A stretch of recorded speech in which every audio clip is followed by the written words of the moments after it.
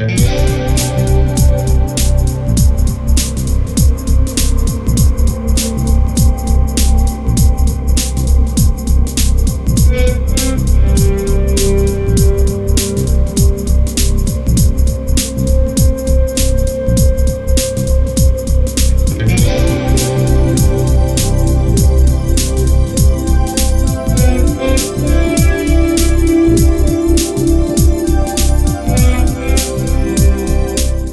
know, I actually don't know where to start today. I mean, it's overload. I miss one day, and this is an editing nightmare today. I mean, there's literally so much stuff here. So the best I can tell you is, we can't do everything here in the opening segment, folks, so you're just going to have to hang in there and be tough and trust. And we'll get to all that matters. If I don't talk about it, it's not worth knowing. You can always trust that, too. Great to be back. 800-282-2882 if you want to be on the program. The email address, lrushbo@eibnet.com. So I'm going through the audio sound bites today, one of the things that I made a point to do, and I find out that I'm the only guy in America that has a problem with the Pope. And every sound bite I have here, where I am mentioned, is filled with inaccuracy after inaccuracy after inaccuracy, things I've supposedly said. And about some other things, too. So there's that on the edge of it. Boehner, of course, in the aftermath of that. The Pope's visit concluding. Interesting anecdote to tell you about that, to give you an indication. Remember, point I made on Thursday, which I think is a profound point, because it relates to how we attempt to educate people, how to inform people. You know, one of my quests here from the beginning has been to inform people, educate people, sort of train people, if you will, to spot liberalism. The belief that liberalism is the source of the vast majority of our problems. Clearly not all, but the vast majority. Liberals and liberalism. And the more people trained to spot it, I think, have always believed that it'd go a long way to go in defeating it. I think it does need to be defeated. And the left pulled off an amazing feat last week that I commented on Thursday, and I've got a little anecdote to build on it. And the point I made last week was, okay, here you have Pope Francis, who is traveling the world enunciating clearly. I don't care what you want to call me for pointing this out, but you have a Pope, the Vicar of Christ, who's out articulating a left-wing agenda. It's such a left-wing agenda that Obama has adopted it and is in fact hiding behind the Pope and using the Pope to advance his own agenda. Just pointing that out causes people to throw daggers at me. But here's the point. It's not just the Pope. One of the quests that we've had here on this program is to try to get people, even now, even when he's supposedly in lame duck status, which isn't the case either, has been to try to instruct people on just how radical and how extreme Obama is and his agenda. But how tough is that to do when Obama regularly co-opts the Speaker of the House, when he co-opts the Republican leader in the Senate, McConnell, when he is able to co-opt the Chief Justice of the U.S. Supreme Court, and then finally added to that list, and there's many more on it, but you add to that list, here comes the Pope Francis. I mean, these are all people considered to be not radical, not extreme. They're just mainstream people. And you realize how difficult it is to try to portray Obama as he really is, for what he really is, the true radical extremist, when all of those other people appear to be at home with him and on the same team with him, agenda-wise. It's just really, really difficult. It's almost impossible. Talking about low-information voters here, it's almost impossible to try to tell people that Obama is this extreme leftist whose policies have wrought great harm to when all these other supposedly mainstream people are on the same page with him. It's really, really tough. You just add the Pope to that, and it gets even tougher. And I'll show you how it works. I have a friend of mine who is every bit the conservative I am. who is probably more alarmed about Obama than even I have been, if you can believe that. This guy constantly is telling me I'm not going far enough in my criticism of Obama and in my predictions of what all of this means. He's not a kook, not a tinfoil hat guy. He's constantly telling me that I need to go a little bit further than what I'm doing because there's more to be told than I am telling and people need to know, blah, blah, blah. So, when this current pope comes upon the scene, my friend sends me emails. I don't talk to people on the phone because I can't, so everything is by email or text message, what have you. So he says to me, look out for this guy. And he's Catholic, but look out for this. This is... And then he sounded all the usual warnings about how this guy is using the papacy to advance a left-wing economic and social, cultural agenda. He's very, very worried about it. And he said, you need to keep people on up to speed on this, blah, blah. So apparently the Pope on the weekend, Friday night or Saturday, was in Philadelphia and apparently delivered just one heck of a great, great speech about the Declaration of Independence in America and liberty. And I get a note from this guy, my friend. He says, you know what? I may have been wrong. I may have been wrong.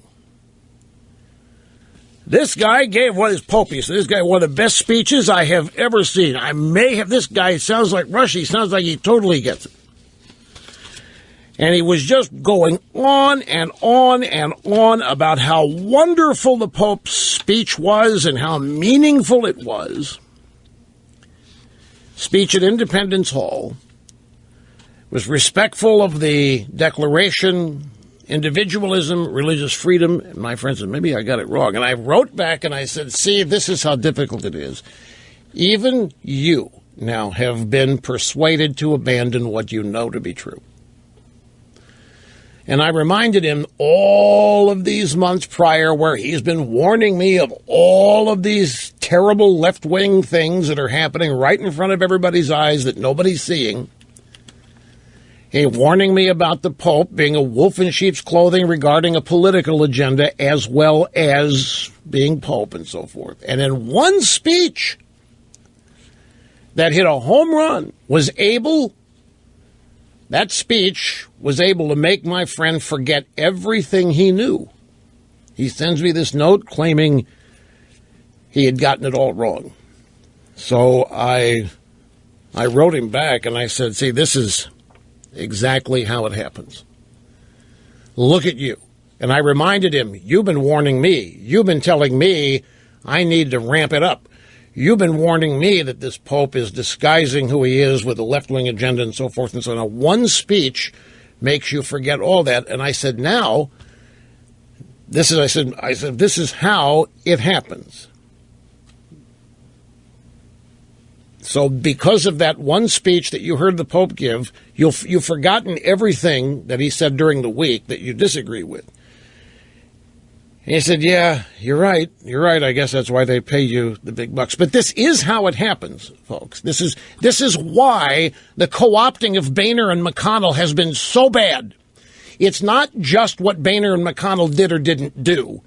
It is that they, by their actions and inactions, contributed to creating the illusion, and believe me it is, that Obama's a mainstream, harmless, certainly not a radical politician, when he is the most radical elected president we have ever had. Well, not elected, radical president, period, however we've had presidents.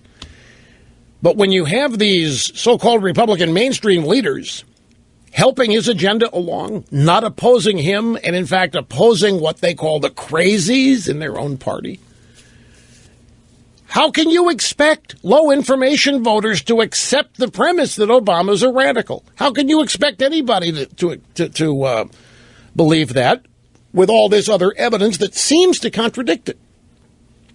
It just gets harder and harder and harder to do. And I would remind you of the John O'Sullivan law, and that is that any organization that is not demonstrably conservative day in and day out will become liberal. It just does. If someone or a group is not actively conservative, practicing it, enforcing it, do it, whatever it takes every day, they will become liberal. And this is what's happened to the Republican Party, in a sense. So now Obama's up at the UN today, and he basically spelled out what he intends to do for the rest of this term. There's so much fraud. You know, there's Snerdley came in today. What's this NASA news? Is NASA news all exciting? He said, yeah, they found flowing water up there. No kidding? Wow. Wow, Snerdley said. Flowing water on Mars. I said, why does that excite you? What, do you go in there next week? What's the big deal about flowing water on Mars? I don't know, ma'am. It just, wow. I said, you know what? When they start selling iPhones on Mars, that's when it'll matter to me. I said, what do you think they're going to do with this news? I said, look at the temperature data that has been reported by NASA, has been made up. It's fraudulent for however many years. There isn't any warming. There hasn't been for 18 and a half years. And yet they're lying about it. They're just making up the amount of ice at the North and South Poles. They're making up the temperatures. They're lying and making up false charts and so forth. So what's to stop them from making up something that happened on Mars that will help advance their left-wing agenda on this planet? And Snerdley paused. Oh, yeah, you're right. You know, when I play golf with excellent golfers, I ask them, does it ever get boring playing well? Does it ever get boring hitting shot after shot where you want to hit it? And they all look at me and smile and they say, never. Well, folks, it never gets boring being right either, like I am. But it doesn't mean it is any less frustrating. Being right and being alone is a challenging existence. So, okay, so there's flowing water on Mars. Yip, yip, yip, yip, yahoo. And hey, you know me. I'm Science 101, big-time guy, tech advance it. You know it. I'm all in. But NASA has been corrupted by the current regime. I want to find out what they're going to tell us. Okay, flowing water on Mars. If we're even to believe that, what are they going to tell us that means? That's what I'm going to wait for. Because I guarantee you, let's just wait and see. This is September 28th. Let's just wait and see. Don't know how long it's going to take. But this news that there is flowing water on Mars is somehow going to find its way into a technique to advance the leftist agenda. I don't know what it is. I would assume it would be something to do with global warming, and maybe there was once an advanced civilization. If they say they found flowing water, next they're going to find a graveyard. And then they're going to be able to say in the graveyard is a dead, advanced civilization. What killed them? Global, well, who knows? This is a bit, of course, of an extreme exaggeration, but this is what happens. How many of you remember from the Pope's visit a 5-year-old girl approaching the Pope, begging him to keep talking about illegal immigration and immigrants and so forth? How many of you have seen that story, saw the video of it? How many of you are aware of it? For those of you who are, understand it was a setup. The 5-year-old girl was rehearsed. The whole thing was planned out. It's nothing more than a deep public relations campaign. And so each and every day we are challenged here with just the daily news and trying to determine which of it is real and how much of it is totally fraudulent and made up in order to advance a particular political agenda. That cannot be denied. Yeah, you know, real question, are the waters on Mars rising or falling? Now that we've discovered flowing water, are the levels rising or falling? It's wide open. I know you might think that I'm a little bit off the beaten path here. Fine and dandy. You've thought that, but let's just wait and see. Give it some time. And I'm telling you, this is going to find its way into the left-wing science agenda, which is another element of our life or aspect that has been corrupted. And by corrupted, I mean what is real is being masked or hidden and is instead being lied about. Okay, so we've got Trump. The news on Trump is that he and Carson are pulling dead even now, almost. It's a Wall Street Journal report. Carson continues to rise on the basis of his comments about a Muslim president and how he wouldn't support one if they did not place the Constitution first. The drive-by media paid some attention. They're all ecstatic that Trump has leveled off. They think that it's peaked, that he may even now be on the downside. Trump today announced his tax plan. And already I'm getting emails from Rush, oh my God, this is the worst day of my life. I just look at Trump's tax plan and it's just like Obama's. I said, it is? Yeah. Wait till you see it. It's just like Obama's. Tax the rich, no taxes for the middle classes. I'll look into it. Don't make up your mind until I've had a chance to go through it. I'll tell you what to think about it, as I always do. We've got all of the ramifications of Boehner resigning and all the people weighing in on why. A lot of people wanting to take credit for this. Others are looking forward to what it now means. Kevin McCarthy going to be the new speaker. Is that going to make any difference? Mitch McConnell now is next in the crosshairs. It's clear that the conservatives in Congress, in the House of Representatives, engineered this. But it's like I also told folks, I really hate being a font here of pessimism, because I'm not a pessimist. I'm not negative at all. But how excited should we be to get rid of the guy after the damage has been done? I mean, we want to take credit. Everybody knew. It's been widely understood now that as soon as Boehner got his day with Pope Francis, that was the bucket list being completed. That was it. Then he could retire. And, in fact, many of the conservative caucus are telling us that Boehner had agreed to go months ago and negotiated to hold on through the Pope, which they permitted to happen. So, anyway, that's a brief setting of the table. There's still much more out there besides all these subjects. Plenty of stuff. I can't wait to get to all of it with you when we get back, so don't go away. So here we go, already in the email. What do you mean a 5-year-old girl gave the Pope that it was fake? Look, a Los Angeles-based pro-illegal immigration group trained a 5-year-old girl who approached Pope Francis during his parade in Washington for a photo op to promote amnesty. Sophie Cruz. It's even in the Washington Post. This is a Breitbart story. But in the Washington Post, of all places, Alicia Flores, executive director of La Hermanidad in Los Angeles, said that the group chose Sophie to approach the Pope after a similar plan worked in Rome, involving another young girl. Raul Cruz, who came to the U.S. 10 years ago, then agreed to let his daughter partake in the plan so the Pope could hear their message. In other words, this was a stunt, and it was organized by immigration advocacy groups that have tried to do the same thing and did do the same thing back in Rome.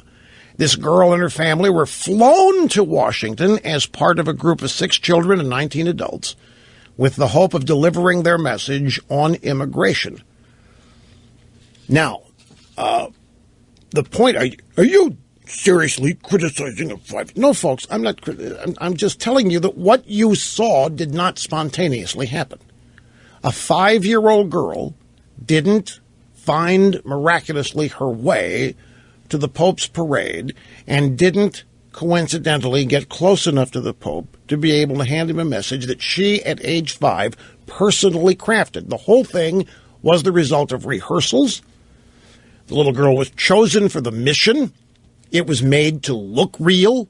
It was meant to tug people's heartstrings. It was meant to soften opposition to illegal immigration, and it worked as designed. But none of it was genuine. It was all a stunt.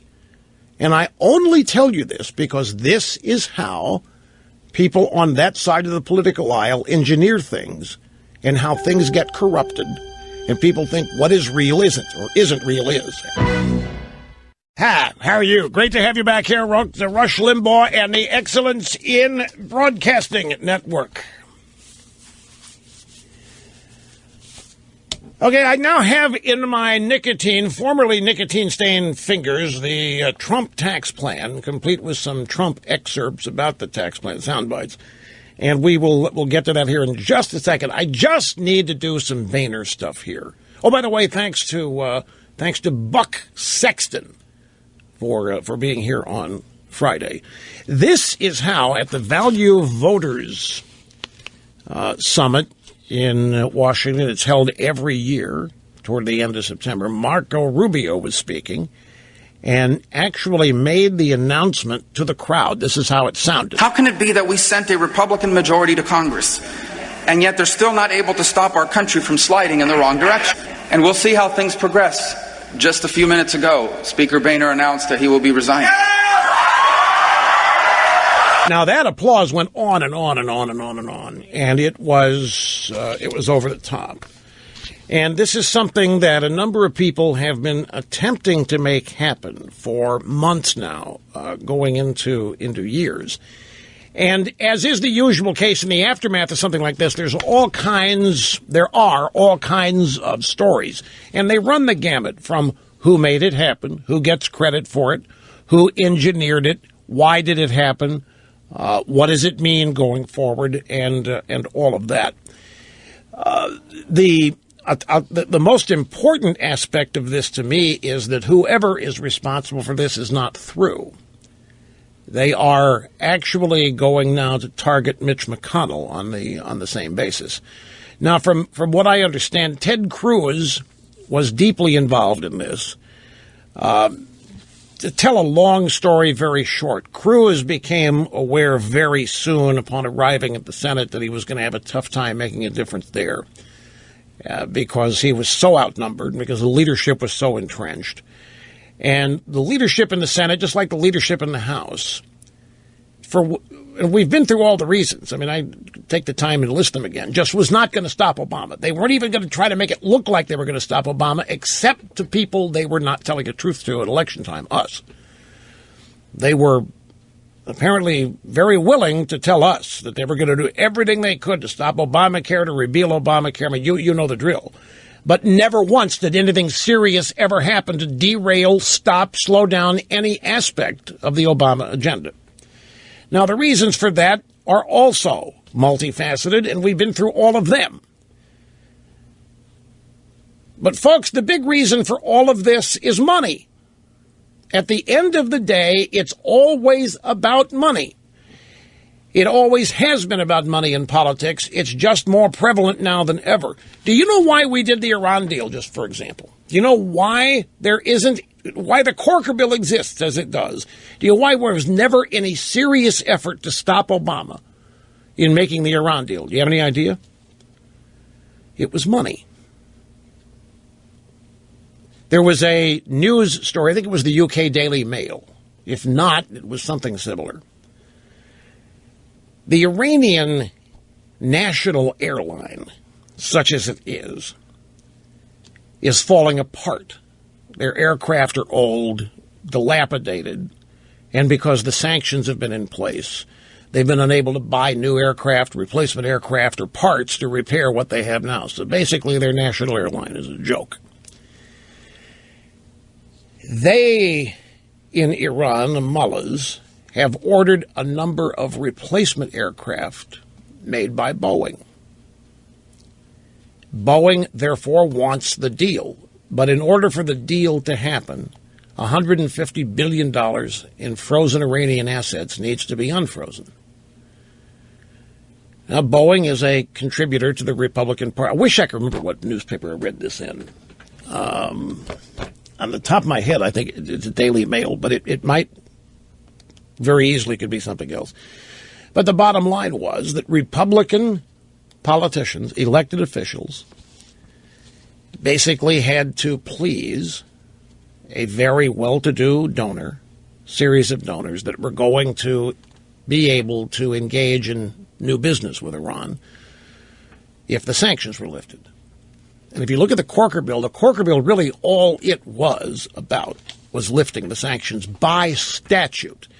Now, this is very important. The Corker bill secured the sanctions being lifted by statute. You know, I was watching the last Republican debate. It was an exchange between Ted Cruz and I think it was Kasich. and Kasich, they were having an argument about what you do if Iran cheats on the deal. And Cruz was making it very clear that we were never going to find out if Iran cheated because they were in total control of the inspection process. And they are. If we want to lodge a complaint, it's 24 days before we can take action, and they have to grant us permission to come in. But they, the Iranians, by virtue of this deal, do their own inspection first. So it's a joke. There is no inspection process. There's no verification whatsoever. And Kasich was saying to Cruz, look, if they violate it, we just slap the sanctions back on them. And I'm yelling at the TV, no, we can't slap the sanctions back on them. They have been lifted by statute. The sanctions have not been lifted temporarily, and they've not been lifted per se as part of the deal. They have been lifted by virtue of the Corker Bill, which is a statutory law. Now, the statutes have thus maintained that the Iranians are going to get their $150 billion, whether they cheat or not. And so the Iranian nuclear deal, when it comes to the debate in Washington, never really was about Iran and nuclear weapons. It was about money, economic news. It was about American corporations, and Boeing's not the only one that want to do business with Iran. And when Iran's got $150 billion freed up, it's been frozen, they can buy enough terrorism with that, have some left over to revamp their airline. I'm going to have to find out what this is. It was Bloomberg that had this story. It was Bloomberg News that had the story that it was Boeing and Airbus combined that wanted to make a deal with Iran on new aircraft for this dilapidated Iranian airline. Now, all the while this debate's raging, we are treated to story after story that the parameters of the debate center on whether or not it makes sense that Iran is permitted to get a nuclear weapon. That was never what this was about. And all of us were incredulous about the Corker Bill. Why even do it? Just if you're the Senate, you oppose Obama and you oppose Iran having nukes, just insist on the treaty clause. Just insist on this being a treaty. If you just do that, you solve the problem. Then you need 2/3 of the Senate to ratify it, and it's not automatic. But the Corker Bill went into action and reversed the whole procedure for the treaty and basically turned this into nothing more than a statutory elimination or lifting of sanctions. So all the while, these elected officials are telling us they're going to stop Obama and Obamacare, and they're going to stop Obama on amnesty and illegal immigration. That's not what's going on. What's going on is that their donors are demanding that they get this and that from the Republicans in terms of policy and votes, and that's who the Republican officials in Washington, elected officials, are loyal to. So you can call that political system being corrupted or what have you. The point is, Ted Cruz was aware of all of this, and he decided there was no way, since he's so vastly outnumbered in the Senate, that what he instead did was work with the conservative members in the House to strengthen them, to focus them, and not that they needed it, but just to form some unity and to have a coordinated effort that was aimed at Boehner's resignation. Since Cruz was not going to be able to engineer a similar thing in the Senate because he was basically a party of one. So there's any number of people who you might, if you want to consider this in a doling out of credit sense, Cruz is right there at the top. But then you could also say that Mitch McConnell deserves a lot of credit, not because he wanted to get rid of Boehner, but just because of what he did. Just because constantly bottling up anything that would stop Obama, never taking on the Democrats, this fear of a government shutdown. Even this morning, I see some analysts on television, the worst thing that could happen is if there's a government shutdown. I don't know what it is. The Republicans just have this irrational fear of a government shutdown that is going to be the end of them and their 2016 presidential aspirations. And you talk about blind. There's an entire presidential campaign being waged out there, and a bunch of outsiders who've never been in politics before are leading the whole process. The insider experts, career politicians, you need a telescope to see them. Their poll numbers are so low. It's very clear what Republican voters and a lot of Americans want, And it's the exact opposite of what has been happening. So it was a fait accompli at some point. And I think Boehner holding on until Pope Francis's visit, that was a big deal to Boehner. Could then check that one off of his bucket list. But he's still got some time left, and he's insisting that he's going to make the most of it, just like Obama is, with whatever time left that he has. Got to take a brief time out. Much more straight ahead. Don't go away. Kicking off a busy, brand new broadcast week hosted by me, Rush Limbaugh, here at the Limbaugh Institute for Advanced Conservative Studies. Go to the phones. We're going to get some in the first hour. This is Pete in Seattle. Welcome, sir. Great to have you here. TributeFans.com/show. Wait a minute. Wait, I cannot understand a word you're saying. Damn it. Pete, hang on. I want to see if we can get you on a different phone line somehow. All right, let's try it. Pete, or good afternoon where you are. There it is. Now I can hear you. Thank you. Honest people do not use the tactic of setting up plants in the audience. That is something the Clintons do. People that value truth don't need to do that. You talked about the 5-year-old girl that met with the Pope out of the crowd. Out of all the people that wanted to see the Pope, she goes running through security. Right. And gets in. And then, of course, I find that worrisome that people adulate somebody that does things like that. You can't blame them. They saw it on television. It was real. This is the point. This is deep, deep PR. This is total devotion to the advancement of your agenda. This is something that our side does not do. I don't know if it's because our side doesn't even conceive of this kind of stuff, because, well, who knows why? I could only guess that it isn't real. They think if they try something staged like this, if they get caught, it's going to be exposed as a fraud, or it just doesn't occur to them for whatever reason.